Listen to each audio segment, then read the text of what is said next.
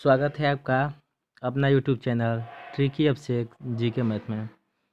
आज हम लोग कुछ महत्वपूर्ण प्रश्न लेंगे जो कि विभिन्न परीक्षाओं में कई बार पूछा गया है।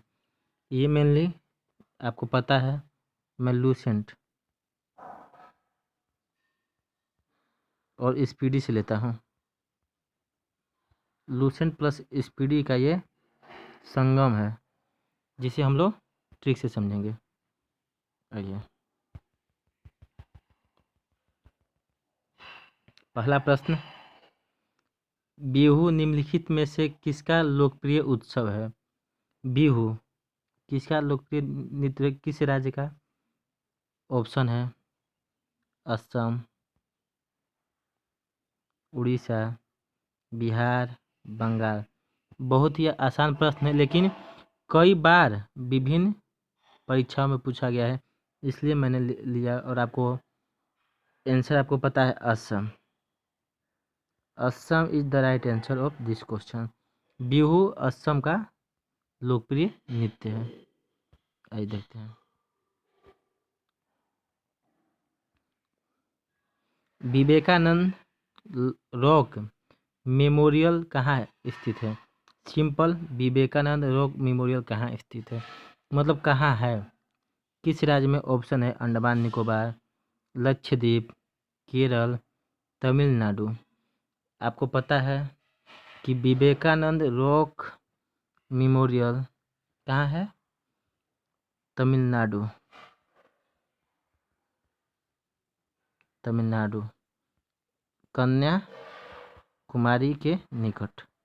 ठीक है, तमिलनाडु कन्याकुमारी के निकट। चलिए,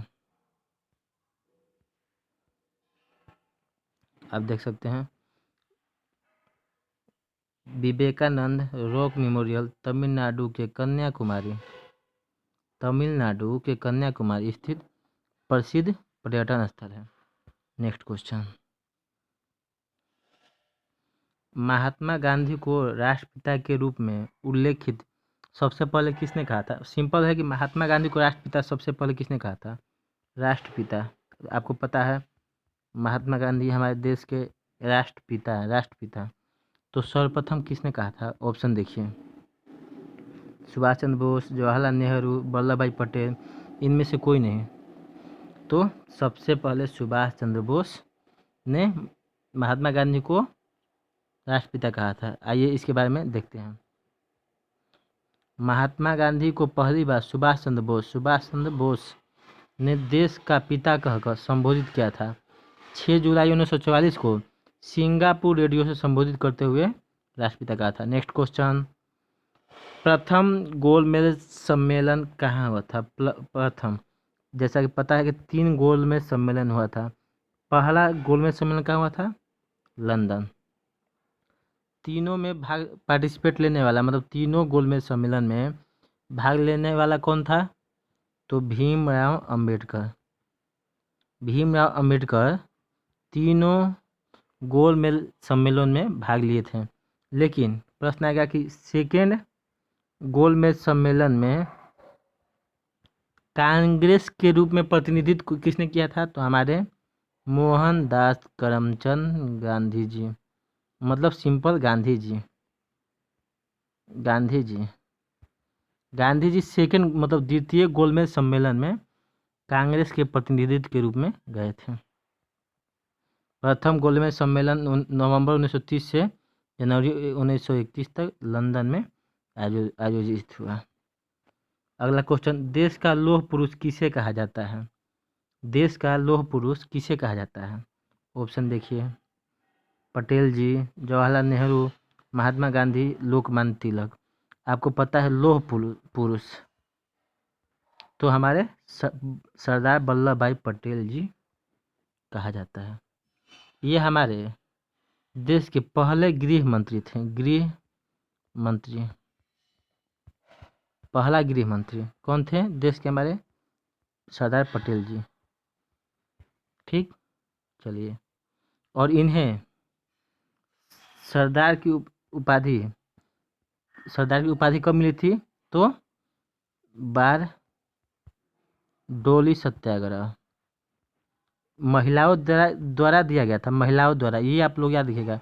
आता है कि कौन से कब दिया गया था, तो सरदार इनका नाम था वल्लभ भाई पटेल, लेकिन इनको सरदार कब दिया गया था, बारडोली सत्याग्रह में, बारडोली सत्याग्रह में। ठीक, महिलाओं द्वारा, वहाँ के निजी महिलाओं के द्वारा। लेकिन पहली बार इन्हें कहा कौन था, तो महात्मा गांधी जी ने। चलिए देखिए, महात्मा गांधी को महात्मा गांधी को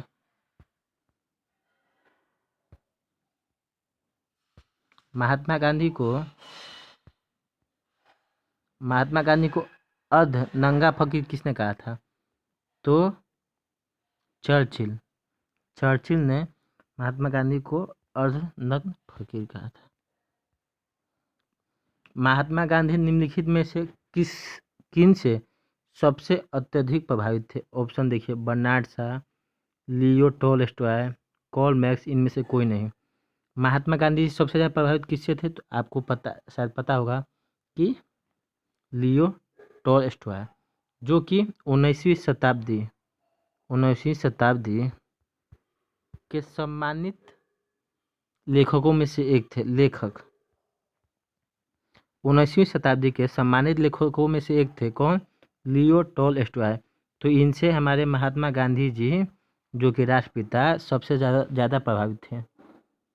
19वीं शताब्दी के ये लेखक थे। कहाँ से थे, किस देश से, तो रूस। ठीक, लियो टॉलस्टॉय रूस, 19वीं शताब्दी के लेखक थे। ठीक है। कार्ल मार्क्स, महात्मा गांधी का जन्म कहाँ हुआ था, कब हुआ था। महात्मा गांधी का जन्म कब हुआ था, 1859, 1869, 1879, 1889। तो बहुत सिंपल है, 2 अक्टूबर 1869 को पोरबंदर के गुजरात में। पंजाब केसरी के नाम से विख्यात हैं। पंजाब केसरी